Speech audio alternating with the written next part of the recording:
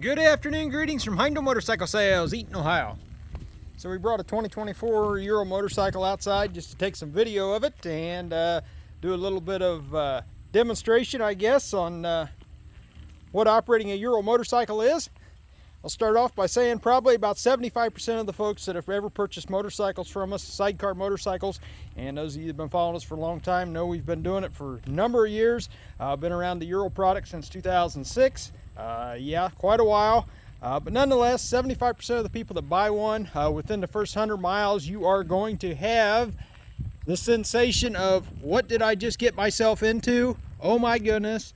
And you're going to have major buyer's remorse right away. Yes, that's the honest truth. 75% of the customers say that they have experienced that. But the plus side, if you give it the first 500, I guarantee it'll be the most fun that you've ever had with a motorcycle. Guaranteed. But you have to get through that first 500 miles. You will scare yourself a time or two. Okay, that's what happens in life. You get scared from time to time, but you just keep powering forward.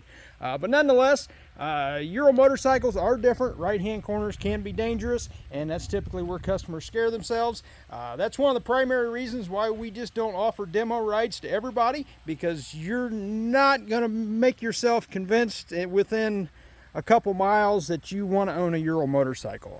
Fact is, the opposite will be true.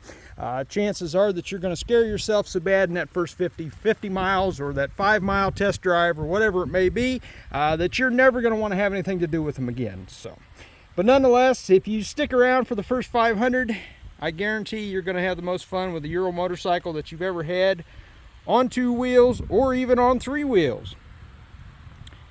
So control-wise for a Ural motorcycle, yes, very similar to any other motorcycle on the road.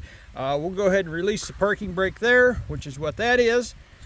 Release our parking brake. We have high and low beam switch, flash to pass. So if you want to pass a car, you push down on that, it flashes the bright. You have your turn signal, left to go left, right to go right. You do have to push it in to cancel. Horn button, of course. Then over on the right hand side, we do have the big red switch, the kill switch, turn to the run position. I always turn them off with the kill switch, force the habit, that way you can keep both hands on the handlebars rather than reaching up and turning the key. So there's your kill switch. You do have your starter button right there. Speaking of the key switch, it is up here on the side. We turn it straight up. That is the on position. You'll hear the fuel pump cycle and then shut off. You always want to let the fuel pump cycle and shut off before you hit the starter button.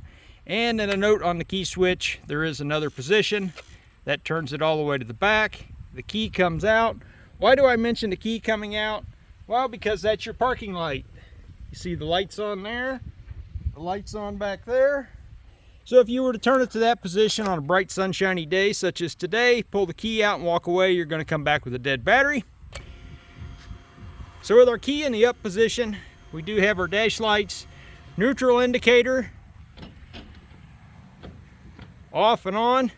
Neutral indicator is triggered by the reverse lever, which is down here.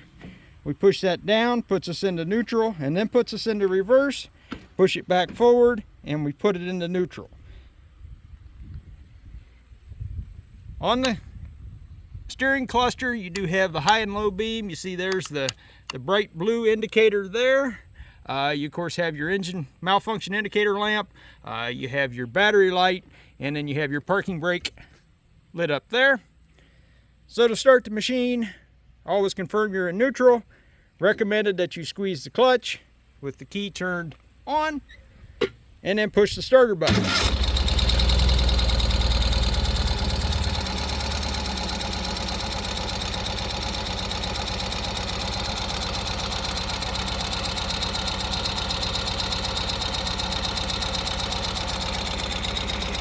With the new Euro 5 compliant exhaust, they do have the valve in them, so you want to be very careful that you don't twist the throttle when you're letting it warm up.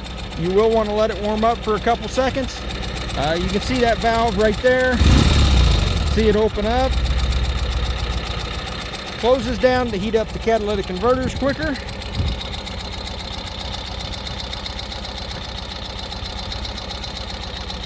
So we'll go ahead and release our parking brake to go into first gear, we squeeze our clutch, first gear like that, and off we go. To go to second, what I typically do, squeeze the clutch, count to 2, and then using my heel, we click it into second, and we slowly release our clutch.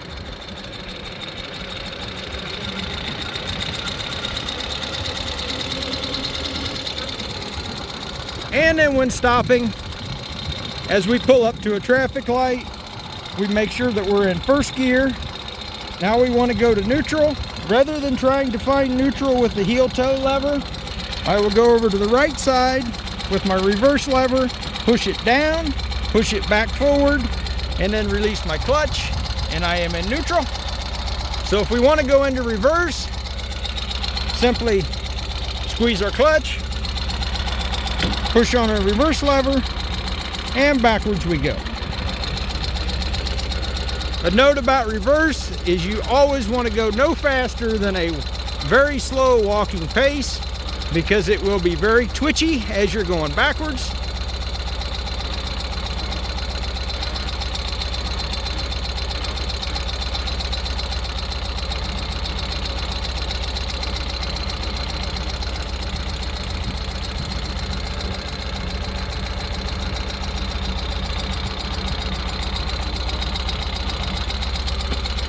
To get out of reverse, we squeeze our clutch, push our lever forward, puts us into reverse, or out of reverse into neutral.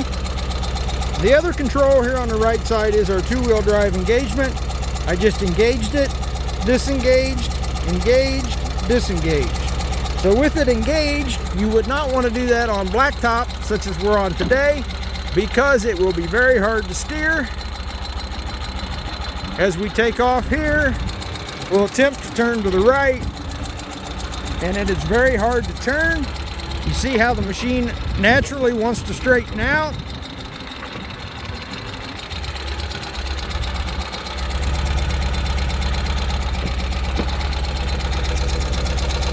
We'll disengage our two-wheel drive.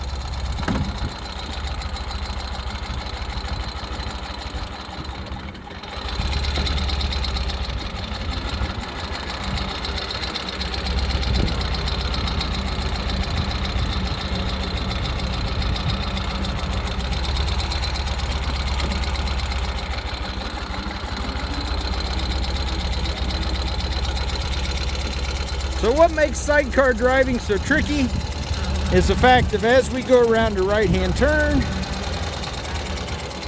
our body weight gets thrown over, like I am tilting the camera, which picks the sidecar wheel up, which makes the sidecar motorcycle then counter steer rather than steer, so it handles like a lopsided motorcycle. So if you're at home with your two-wheel motorcycle, say your BMW with those nice big bags, and you were to put 100 pounds on one side and nothing on the other, you would have basically a sidecar motorcycle with a flying sidecar.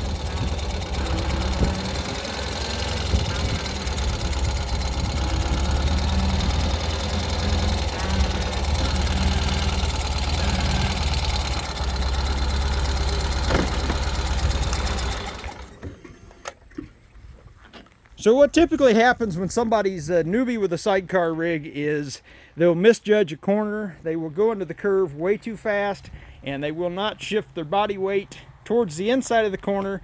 Typically it's a right-hand curve, the sidecar wheel will come up off the ground, the motorcycle instantly then wants to go straight. Is it still controllable? Yes, but you have to switch over from steering to counter steering, which enables you to balance the sidecar and then complete the corner with the sidecar up in the air, and then safely set it back down on the other side of the curve and continue on about your day. Unfortunately, we've seen it happen. We know it happens. We've had it happen with customers where the sidecar comes up off the ground in a 90-degree right-hand corner where they're carrying excessive speed for their riding ability into the corner. Sidecar comes up off the ground, they go across the center line, and if there's the unfortunate incident of a car being there, it makes for everybody to have a bad day.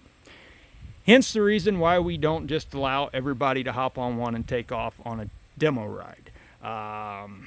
There would be no way that I would be able to live with myself if I put somebody on a motorcycle, sent them out of here on a demo ride, and they went head on into a car.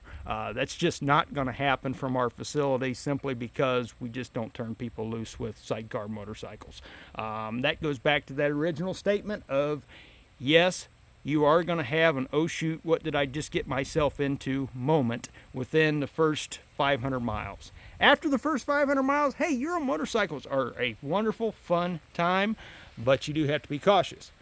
Enough of that. I'll show you what a flying sidecar is. Yes, I have a fair amount of experience. Yes, I've been around them a long time. Yes, I've been driving them a long time. Do I know everything? Absolutely not. Don't claim to. Do I claim to be an expert? Nope, sure don't. Nobody's an expert. Other than that, we'll show you what a flying sidecar is.